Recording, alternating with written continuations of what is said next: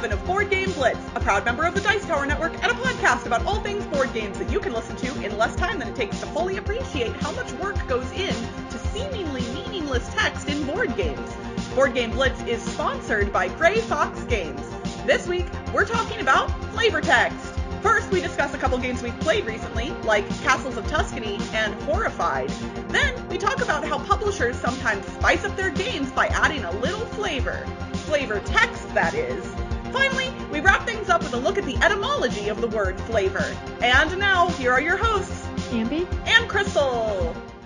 One quick announcement before we hop into the main episode, and that is that 2 days from today, assuming you're listening to this episode on the day it releases, is the next Tabletop Live Network event, and we are kicking off the 24-hour board game streaming marathon this weekend, so you will be able to catch our stream right after the pre-show at noon Pacific time on Saturday, March 27th. We will be sponsored by Czech Games Edition, CGE, and we're going to be playing Letter Jam and Codenames Duet, which I'm really looking forward to. Yeah, it's going to be a lot of fun. So make sure you tune in for that. And it's not just us. It's 12 streamers, 24 full hours of board game streaming on Twitch. So you can go to tabletoplivenetwork.com for all of the details about all of the streams that are happening this weekend. And I have it on good authority that Dave and Ilka from Losapalooza are playing the new version of The Crew. And I'm not at all jealous. Not one tiny bit.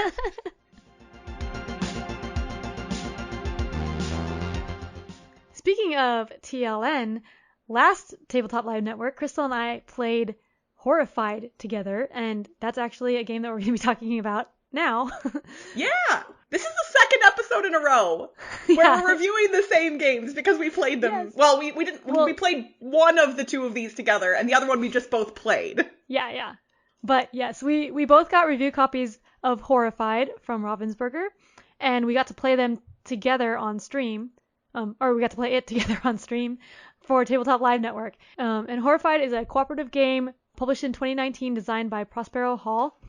And it has like classic Hollywood monsters from like old monster movies like Dracula, Frankenstein, that type of stuff. And you are working together to try to defeat the monsters and save the city. Yeah, it's really fun, and it does something unique in that there are a bunch of monsters that come with the game, and you choose which monsters you're going to be battling, and you can choose a variable amount of them as well. So if you want an easier game, you can pick 2 monsters or 3, or if you want a really hard game, 4.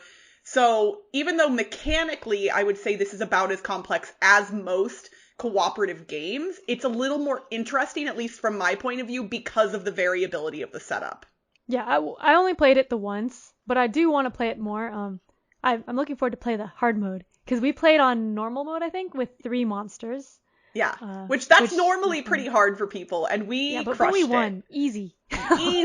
Easy game.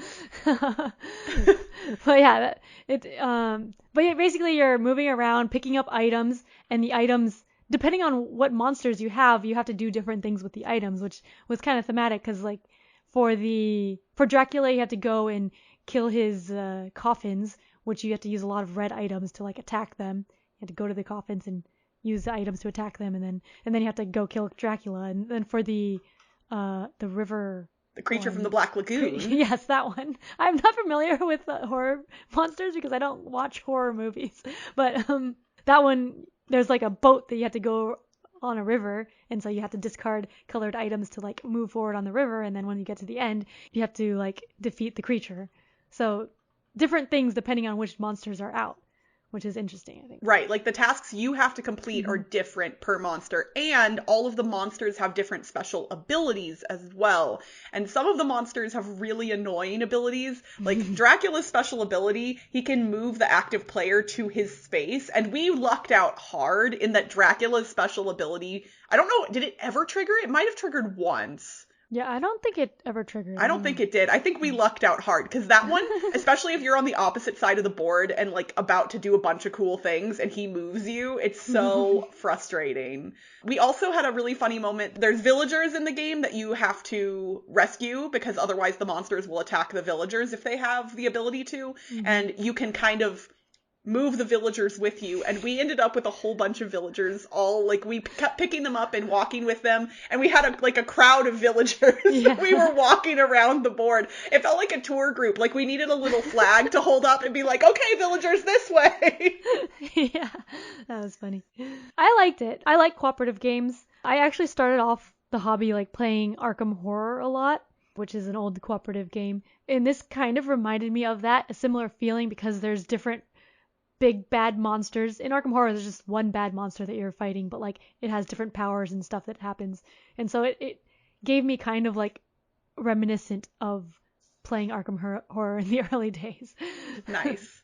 And this one is neat because even though it is about monsters, it's family friendly. Like, there isn't any explicit or really scary content in the game. So you could easily play this with kids. I mean, obviously, kids of certain ages are still going to be afraid of the concept of a monster. So, take that for what it is. If you're a parent, you know what your kids' limits are. But I would say for most kids, this would be completely fine and really fun to play. Yeah, and it could theoretically suffer from quarterbacking because information is basically all public.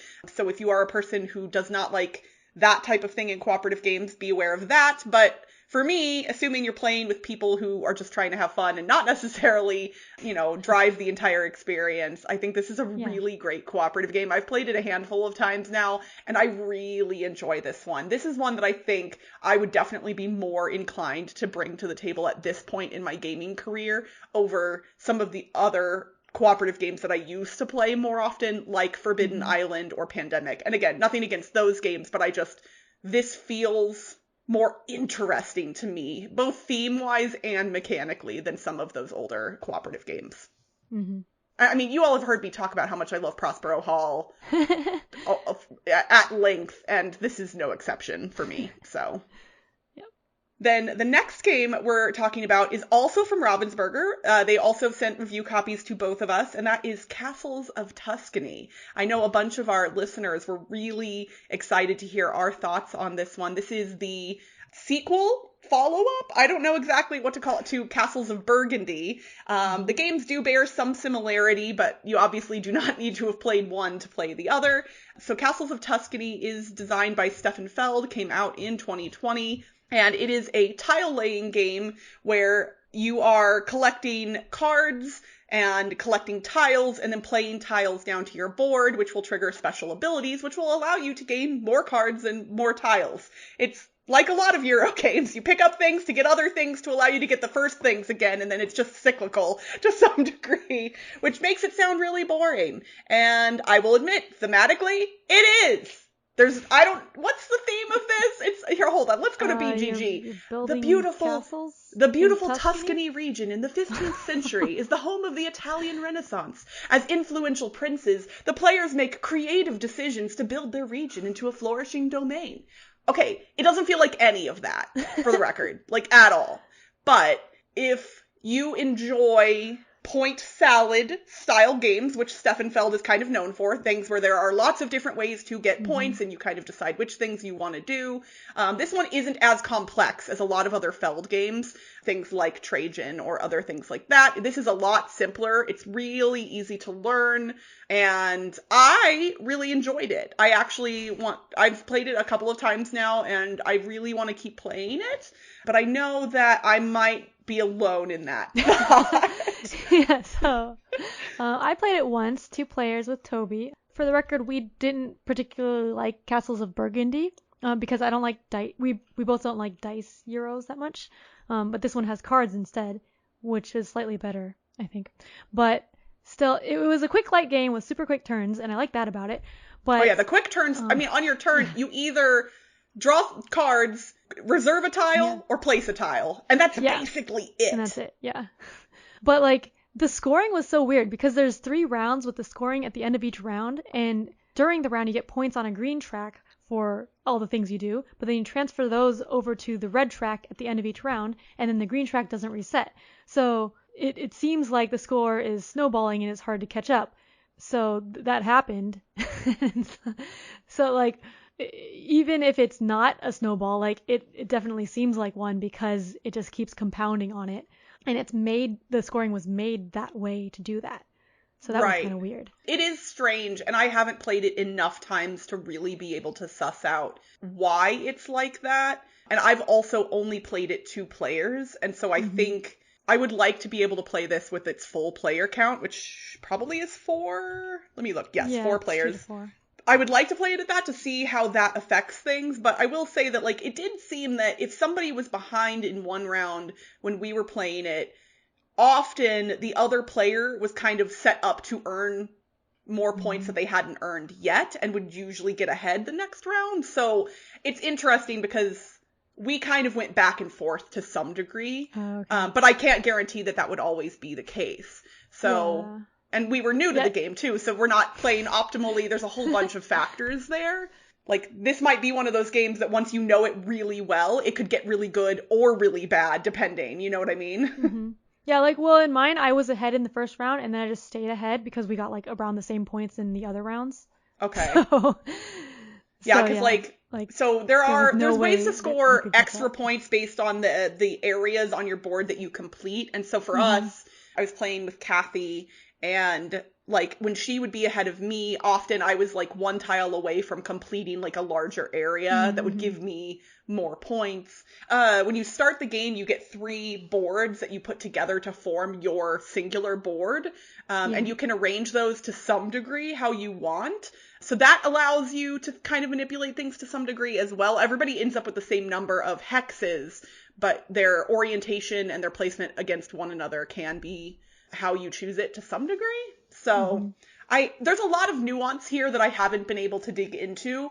All I know is that for me, it felt good when I was playing it. Like, I enjoyed the quick turns, the simple mechanisms. Like, this is the type of Euro game that I tend to enjoy more. Like, the really complex, heavier Euros that are more your thing, I don't always resonate with. Sometimes I tend to bounce off of those. Like, you taught me Trajan at BlitzCon a few years ago, and I didn't dislike Trajan, but I also didn't really, like, it didn't sing for me. Whereas this game is more in my wheelhouse. It was enjoyable as a quick game, but like, after we finished playing, it's not something that I would want to play. Like, I'm not excited to play it. I don't want to, it's not something I would ask to play, but, like, if someone wanted to play it, I would be fine playing with it, and I'd enjoy playing it. But, like, nothing will make me want to bring it out to the table and be like, oh, do you want to play Castles of Tuscany? So, yeah, for me, it was enjoyable, but, like, there was nothing memorable about it. Nothing compelling about it. Yeah, like, nothing compelling about it, yeah. Whereas I am kind of excited to play it more and dig into it more and get better at it. So this one will be hitting the table for me again in the future. Needless to say, Castles of Tuscany was a win for me, and meh. That's what I was gonna say, like a meh for you. And yeah. So, but we do want to thank Ravensburger for sending over both Horrified and Castles of Tuscany to us. We love Ravensburger, and not just because they publish Strike, one of our favorite games of all time.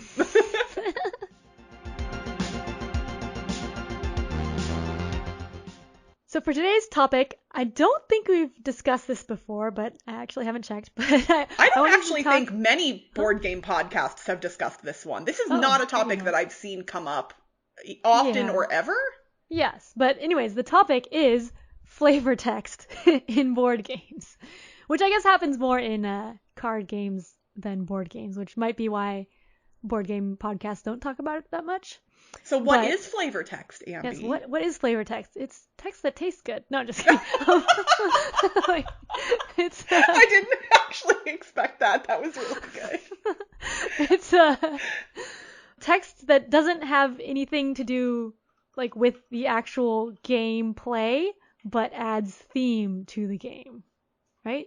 Yes, it adds flavor or spice. It adds ambiance, theme, what have you. And I think that already kind of brings up something that could be considered not controversial, but, like, when is flavor text just flavor text, and when is flavor text really adding to the mechanics of a game also? Because I think flavor text, as it is generally defined, can do both things. Either it can do nothing completely, and it can also theoretically serve the game in other ways. Yeah.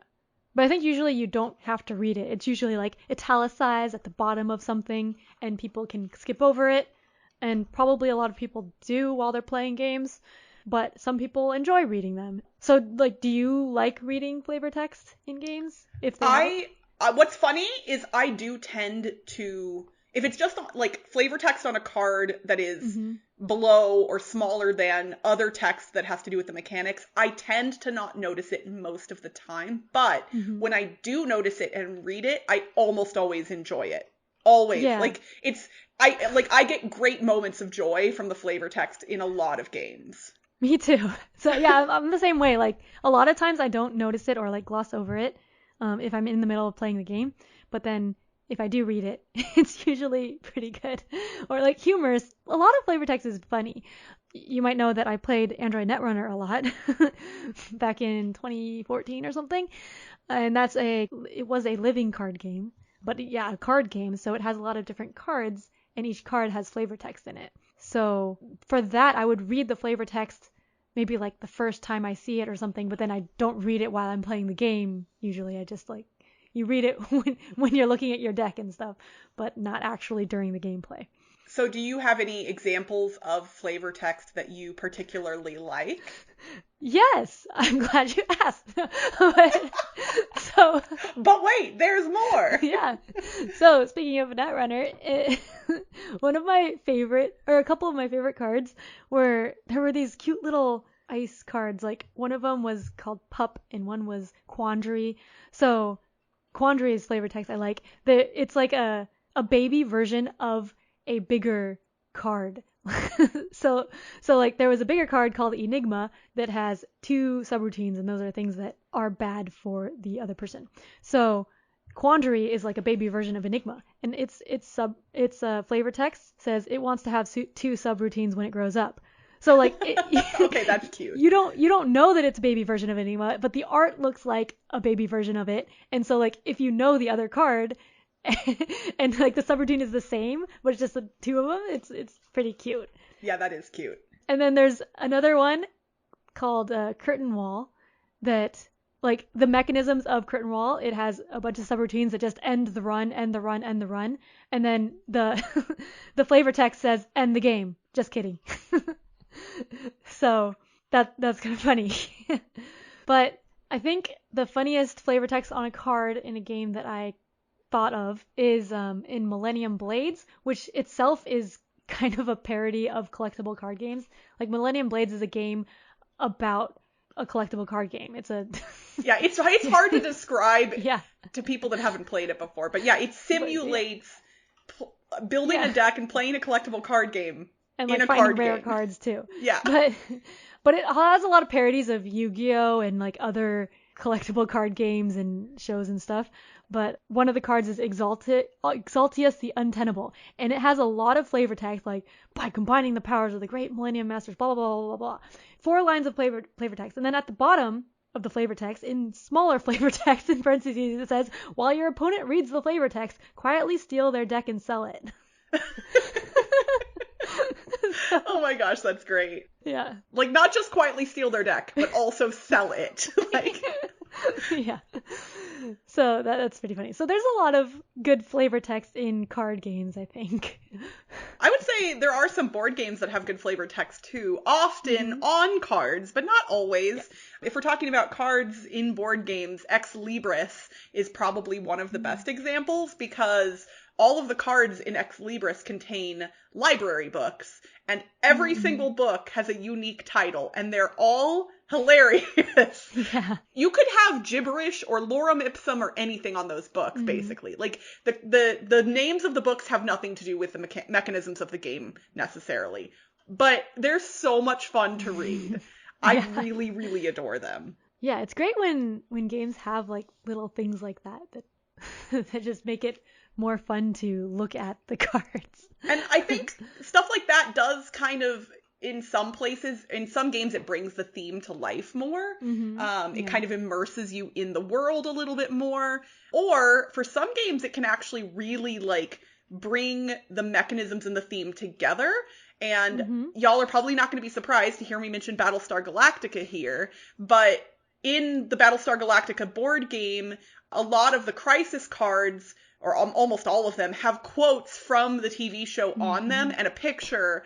And so the crises that you encounter in the board game kind of mirror real real events from the fictional TV show.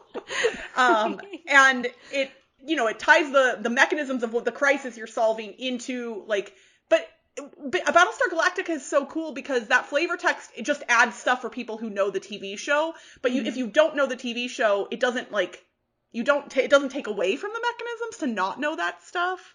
I've always said that base game Battlestar Galactica has no spoilers except for one big one for season 1 of Battlestar Galactica. Now, once you get into the expansions, you've got spoilers galore in the flavor text. So I've told people that haven't watched the TV show, if you play this game with expansions, don't read the flavor text because you're going to have some major plot points spoiled for you. But I enjoy it because it kind of brings up the tension and the feeling and the emotions in those moments of those crises. And you were talking about flavor text helping with mechanics and theme together. And I don't know if this is actually flavor text or because it's in the rule book, but... You're about to talk about Dungeon Petz, aren't you? Yes. In the Dungeon Petz, the rules, they give explanations for all of the mechanics based on the theme. So, for example, when a pet grows old and you don't buy it, it goes to the farm, so it gets removed from the board, and then it says a meat shows up at the vegetable stand, and you add a meat to the vegetable stand, but it's unrelated, and it says that in the rule book, which is wait, the meat shows up at the vegetable stand, or at the meat stand. Sorry. Oh, I was at the food stand, food stall. Okay. Yeah, but yeah, it says they're unrelated. Right. Not related. The animal goes to the farm, and meat shows up at the food stand. Yes. Unrelated. Yes. Yeah, but it has explanations for all the rules. But yeah, I like that one. That might be my favorite of the rules. There are also a lot of games that have flavor text that teach you things, which in concept to me sounds boring, but in practice I adore, I cannot get enough of. A couple good examples of this would be Wingspan, which has information about all of the different birds on the bottom of the bird cards. And some of those birds are fascinating to learn about. And I'm just wait, what? They do what? I love reading about the birds. I always read the flavor text in Wingspan. Another one that I haven't played in a long time is World's Fair 1893, which has factoids about the World's Fair on the cards. And so, and the World's Fair is also fascinating to learn about. These are the types of things that as an adult, if you haven't learned them already, you're probably not going to stumble across them elsewhere unless you go looking. And so that's the kind of stuff that I love to see in a game. I'm oh, I learned a cool fact that I could theoretically share with a friend over dinner or just have in my head for trivia night, I like learning new things. Maybe I'm unique in that regard, but this kind of stuff really scratches a good part of my brain. And I'm this is really neat. Did you know this? Yeah. Yeah. And speaking of learning things, when I played the couple of war games a couple months ago, those have flavor text on all the cards that talk about, or maybe not on all the cards, but they have it in the rule book going into depth of each of the cards and the events and stuff, saying the actual history of what happened and why that card is there. Some of them even have a separate rule book that just goes over the history, just like a history book. So if you want to learn more about it, then you can learn more from that. And so that's pretty neat. That is really cool. So we actually put out a call on our Discord, which if you haven't joined the Board Game Blitz Discord, what are you doing? You should join. There will be a link in the show notes to that. But yeah, we asked people in our Discord their thoughts on flavor text, some of their favorite examples and why they do or don't like it. And we got a lot of really good comments. I apologize, we're not going to be able to go over all of them. Generally, the sentiment that our fans shared was most people don't seem to necessarily care about flavor text. Not that they dislike it, but just that it's not that important to them. But we got a couple of interesting comments here specifically. Our friend Nick Baker said, I'm going to bring up Forgotten Waters flavor text, not from the story parts, but from the locations. If there's flavor text to be read, it usually has a hint or two on what may be important in that location. That actually applies to a bunch of different games, probably that I'm not thinking of, where sometimes the flavor text does give you information, but not as obviously as you might think. It's not blatantly telling you something, it's just hinting at something. And so that's kind of interesting. And then Joe Sando said, I'm the person who always wants to hear at least a sentence of flavor text before learning the rules, so I know what world I'm going into, if there's a world. And I think that's an interesting point. Like, for people who do like theme in games, sometimes just digging straight into the mechanisms, it's hard to wrap your head around a game. But if you can kind of get a little bit of that flavor, that theme, the emotional connection to a world, that can sometimes help you connect with the actual mechanisms better too, even if there is no direct relation. Yeah, and I think it also depends on the type of game too. Like Atticus said, flavor text can increase immersion and explain the setting or world, but I usually only get this benefit if the game is designed in such a way to make players care about the setting or world. For example, a plain-looking muted color Euro game with some added flavor text about the Middle Ages does absolutely nothing for me personally. So I think, yeah, I'm similar. Like, if the game is built to be more thematic and has flavor text, that adds to it. But like, if it's like Castles of Tuscany or something where it has flavor text, we're like, okay. Right. Like when I read that description from the BGG page, it's like that doesn't do anything for us. We had multiple people, Hornist, James Brazil, and Zin Banana Slug all mentioned that they love the flavor text in Clank in Space with all the pop culture references. And Clank in general was mentioned as well as having good flavor text. And I think that's pretty common in games that are parodies to some degree. Like that's not necessarily uncommon to hear. And then I was doing a little bit of research online and I found an old Reddit thread about flavor text, and I found the most baffling comment, Ambie, that I wanted to read out loud just to get your opinion on. Okay. So the user from Reddit is My Pet Mummy. This was 5 years ago. In a thread about flavor text, they said, for my group, it's the flavor text that really makes the game. If we aren't going to read the text, we might as well pick up something more abstract that will likely have better mechanics. I was like, what? Like, you're telling me that just because a game contains flavor text, it's mechanically likely to be less solid than a game without flavor text? I know that this is not necessarily a true statement or representative of any wide population of gamers, but it just like blew my mind and I had to read it out loud. The flavor text makes the game. Right? Like, I mean, for me, the flavor text never makes the game. It adds to it in a big way sometimes. Yeah. Well, maybe in like a story game where the game is the flavor text, but like that, then that's not really flavor text. That's just the text. Right. We did get a couple of comments in our Slack channel as well, which you can join if you back our Patreon for $1 or more per month. Go to patreon.com/BoardGameBlitz to do that. But Josh agrees with you, Ambie. He likes flavor text in historical games like Twilight Struggle or coin games, where it gives reasoning for why the card does what it does. So that's good. And Charles Albrecht said that his group always cracks up at the luck card from Kill Dr. Lucky that says, rat poison? I love rat poison. I have no idea what that card does, but I love it too now. So then the last point that I wanted to bring up is, when does flavor text become not flavor text? For example, in a game like Betrayal at House on the Hill, after you win or lose the game, there is text that you can read. It technically has nothing to do with the mechanisms because the game has already, quote unquote, ended at that point, but it helps wrap up the story. So is that text flavor text? Because it's not completely pointless, but it also does not drive the game in any mechanical way. Like, or does it? This is the thing that I'm not certain about. What are your thoughts on that? Like, if something is related to the story of a game, but isn't necessary in the playing of the game. I don't usually think of that as flavor text because I think of flavor text as like the italicized text usually, but I also mention like the rule books as flavor text, which also isn't right. The italicized and text. You could play Betrayal and never read that text, and the game would still play the same. Yeah, but then there are like all the cards in Eldritch Horror or Arkham Horror have text that tells you what's going on, and you can just skip that and say, oh, you need to roll for this skill point and see what you get instead of reading the part. But yeah, you know what's funny? We actually did that. Wait, really? Recently, when we were playing One of the escape room games that we played remotely recently, all I know is there were instructions that needed to be given, and not all of the text that was part of the instructions actually mattered, and I found myself skipping over the stuff that wasn't, just go up to, or whatever. And I think it was you and I played, but maybe not. I don't know. I can't remember at all at this point. My brain is mush.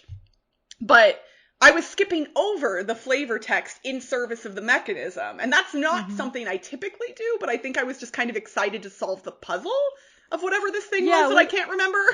With escape room games, if it's like that, then I usually like skip through because you're trying to go for speed too. So. Right, they're often time-based. Yeah. So that's another point of interest where, like, if a game has a timed mechanism, flavor text can get in the way of that. Yeah.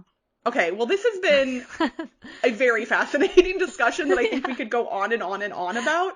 We've missed a whole bunch of things. What I would love to see from our listeners, please, please, please, take a picture of a card or a rule book or a game that has really good flavor text in it and tweet it at us or put it in our BGG guild in the thread for this episode. I would love to see great examples of flavor text that are funny or amusing or interesting, something that you learned. Even if they're ones that we mentioned here, feel free to share them because I'm sure our listeners would love to see some of these really great examples of flavor text. And I want to give a shout out to the publishers and designers and writers who work on these games who put a lot of effort into text that often does not technically need to be there, but really creates moments of joy in board games, at least for me.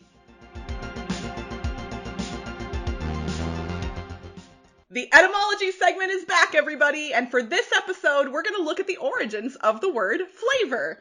The English noun flavor dates back to the 1300s when it meant a smell or odor, usually a pleasing one. It can be traced back to the old French word flower, which meant smell, odor, act of smelling, or sense of smell. That word is likely to have come from the vulgar Latin word flator, which was used to mean odor, but literally translated as that which blows, or in classical Latin, blower. The definition taste or savor came about in the late 17th century and was previously described as the element in taste which depends on the sense of smell. So that's why the smell and taste connection happened. If you trace the word all the way back to its Proto-Indo-European root, which I cannot pronounce, it is the four letters B-H-L-E, you will find that that root was the origin of a lot of other interesting words, including the word flatulence. So yes, flavor and flatulence have the same roots. Did I just ruin the next thing you're going to eat? Maybe. Whoopsies. Sorry about it. I guess. I mean, when it goes out, there's a little bit of flavor to it, I guess. And that's it for this week's Board Game Blitz. Visit our website, boardgameblitz.com, for video and blog content, as well as to get links to all our social media pages. This episode was sponsored by Grey Fox Games. If you missed the Kickstarter campaign for Ragnaroks, never fear, just head to greyfoxgames.com to learn how you can still get a copy of this abstract strategy game from the designer of Santorini. Grey Fox Games, quality games cleverly crafted. Join the Blitzketeer community on Discord by following the link in the show notes. You can support the show by leaving us a rating and review on your podcast provider. And if you want behind-the-scenes access and an invite to our private Slack channel, visit patreon.com/boardgameblitz. Our theme song was composed by Andrew Morrow. Technical support provided by Toby Mao. Board Game Blitz is part of the Dice Tower Network. Until next time, this board game, I don't know anything about it. It's too dry, a euro. I wish that it would just give me a lot more flavor in the theme. Bye, everyone. Bye.